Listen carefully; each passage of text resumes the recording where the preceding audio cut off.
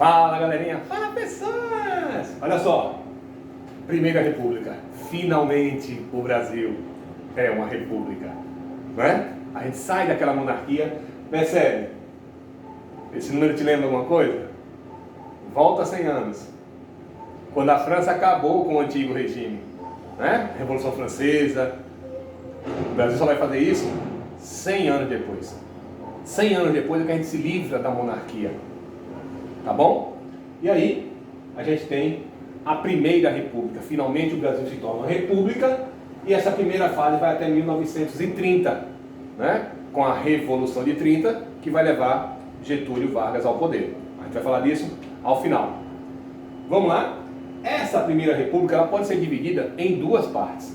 A primeira parte é a República das Espadas. Mas, vizinho, por que República das Espadas? Porque os dois primeiros presidentes, eles eram militares. Certo? Tanto Deodoro da Fonseca, certo? Quanto o Marechal Mão de Ferro, eles eram militares. Tá bom? Deodoro da Fonseca e Floriano Peixoto, eles eram militares. Tá aqui, ó. Certo? O que acontecia nessa república daqui? Qual foi o primeiro processo aqui, ó? Processo de naturalização. Lembra daqueles imigrantes que vieram substituir a mão de obra escrava? Então, o Brasil começa a tentar naturalizar essas pessoas, tentar torná-los cidadãos brasileiros. Tá certo? Depois, laicização do Estado. O Estado agora é laico. Separou o governo da igreja, coisa que não acontecia no absolutismo monárquico aqui no Brasil com Dom Pedro II, com Dom Pedro I. Certo? A igreja era muito atuante. Agora não.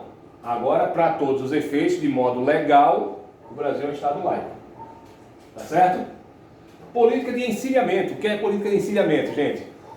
Rui Barbosa, ele vai ter uma ideia de querer fazer com que o Brasil passe por um processo de industrialização para competir com as grandes potências. Certo? Então, só que para isso, o Brasil precisa se modernizar, o Brasil precisa ter dinheiro. Certo? E quando a monarquia foi embora, as reservas foram. A economia do Brasil estava bem fragilizada. Então o Brasil não tinha dinheiro para isso. Então o que é que ele faz aqui?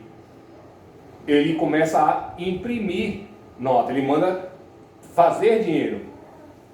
Certo? Fazer dinheiro, cobrar imposto da população assalariada, que agora estava crescendo, porque não tinha mais mão de obra escrava. E aí isso vai causar uma inflação enorme. Isso vai causar uma inflação enorme.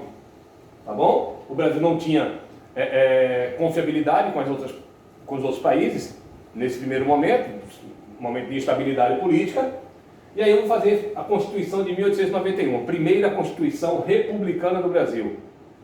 Constituição que torna o Brasil os Estados Unidos do Brasil. Preciso dizer em quem ela foi inspirada? Estados Unidos do Brasil. Em quem essa Constituição foi inspirada? Certo? Qual é a marca dessa Constituição? Fino poder moderador. Lembram dele lá? Foi instituído por Dom Pedro I na Constituição, pós-Constituição da Mandioca, na Constituição de 1824. Então, fino poder moderador. A instituição dos três poderes, executivo, legislativo e judiciário. Tá? O que as provas gostam muito de cobrar é essa questão do voto. Só podia votar homem maior de 21 anos que fosse alfabetizado. Homem maior de 21 anos e que fosse alfabetizado. Só que tinha um detalhe, o voto era aberto. Ou seja, isso permitia uma fraude, porque quem mandava votar, o voto era aberto. Você tem que declarar seu voto. Tá bom? Isso vai, lógico, né? Alguns grupos vão comandar isso daí, a gente vai ver lá na segunda fase. Isso vai ter algumas revoltas também nessa República das Espadas, na primeira fase. Né? Essa política de encilhamento, ela vai levar, entre outras coisas, a renúncia de Deodoro da Fonseca para Floriano Peixoto poder assumir. E aí Floriano Peixoto, como eu falei antes, o Marechal Mão de Ferro, ele consegue levar até o final, quando ele entrega para Prudente de Moraes, o primeiro presidente civil da República Brasileira. Então, algumas revoltas aqui, nesse processo aqui, ó, a primeira e a segunda revolta da Armada e a revolta federalista.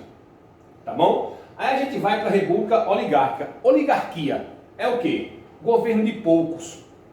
Um pequeno núcleo que vai mandar, vai ter o poder ali. Tá certo? A instituição da República da política do café com leite, né? Nessa república. Essa política café com leite é a alternância, né? Entre Minas Gerais, o maior colégio eleitoral, produtor de leite, E São Paulo, a maior potência econômica produtora de café. Tá certo? Lembrando que em alguns momentos por aqui, o látex também foi muito importante, mas não tinha esse poder daqui. O látex está lá na região norte. Em algum momento o látex, em valor, chegou a bater com café. Mas está lá na região norte, então não tem essa importância toda. Tá bom? Qual é a característica dessa república oligárquica? O coronelismo. Vocês lembram da fundação da Guarda Nacional? Né? Quando os fazendeiros recebem o título de coronel, eles não são militares, mas eles recebem o título de coronel dado pelo Estado? Pois é. Esses caras que mandam agora nos seus currais eleitorais, são eles que decidem em quem você vota, até porque o voto é aberto. É o famoso voto de cabresto. O coronel diz em quem a pessoa que habita ali vai votar, e essa pessoa ela é obrigada a votar. Mas não diziam como obrigado a votar. Gente, ficava um jagunço na porta, armado, em retaliação. Então ela é obrigada a votar em quem o coronel manda. Certo? E aí o coronel manda votar em quem? No governador. Então você vai ter a política dos governadores, que é quando esses governadores, eles meio que fazem uma troca de favor. Eles garantem o presidente lá, né? Essa unidade, e o presidente ajuda eles também. Então, algo que a gente não está vivenciando mais? Não, né? Mas só que hoje é mais escondido. Aqui não, aqui era bem aberto mesmo. Então, ao mesmo tempo que o presidente dependia dos governadores, os governadores dependiam dos seus coronéis, que era que realmente mandavam votar. Tá?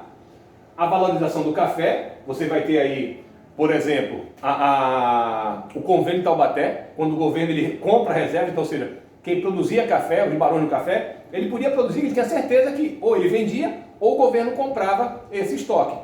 Vargas vai fazer isso lá no início do governo dele em 30 também, não é?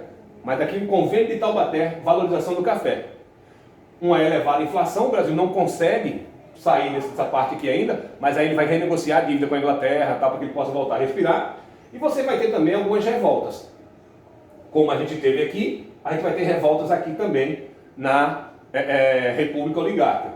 Você vai ter, por exemplo, a revolta de Canudos e a revolta de Contestado. Essas duas recebem a alcunha de revoltas messiânicas, porque elas eram lideradas por um Messias, né, Antônio Conselheiro, a revolta, a Guerra de Canudos, que queria a volta da monarquia. Não é engraçado isso? Era a revolta, ele queria a volta da monarquia. A Guerra do Contestado, aconteceu lá na região sul do país. E o cangaço, muito conhecido aqui no estado de Pernambuco, contra Lampião. Certo? Mas é um tipo de revolta que acontecia aqui. São chamadas de revoltas rurais. As revoltas urbanas, você vai ter a revolta da Chibata, certo? Quando alguns marinheiros se rebelam contra a forma como que eram tratados, e aí o nome já diz, acho que já te remete a isso. A revolta da vacina, Oswaldo Cruz, ele resolve fazer um processo de limpeza na população, obrigando a população a se vacinar. Só um minutinho. Ó, 1910. Olha o tamanho da agulha. Imagina. Isso era feito à força. Então a população, primeiro a população ficou desconfiada, né? Se hoje tem gente que tem medo, imagina naquela época. Primeiro a população ficou desconfiada do governo.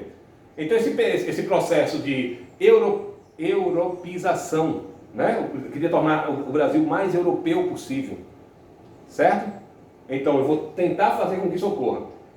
Limpando, investindo em saneamento básico, tem essa parte também, mas tem essa parte da vacina. A população se rebela, a população quebra bondes, vira automóveis, veículos que estavam rodando nas ruas, pertencente à parte mais alta da sociedade, certo? Você vai ter a greve geral de 1917, é um dessas revoltas urbanas, o tenentismo, né? A Revolução Paulista de 1924, você tem uma série de revoltas. Uma coisa que eu queria que vocês atentassem para cá, sempre que a gente fala disso em história, eu queria que vocês puxassem para a parte de literatura, para a parte de história da arte, e lembrem da Semana de Arte Moderna de 1822. Ela ocorre nesse momento aqui, num período de efervescência cultural muito forte. Tá bom? E aí, essa Primeira República, ela vai chegar ao fim com o final da revolta da política café com leite, certo? Com a Revolução de 30, e com a ascensão de Getúlio Vargas ao poder. Tá bom, galerinha? Então, a gente se vê. Dá um like aí, por favor, dá uma curtida, dá um joinha, se inscreve no canal, beleza? Tchau, tchau, um abração.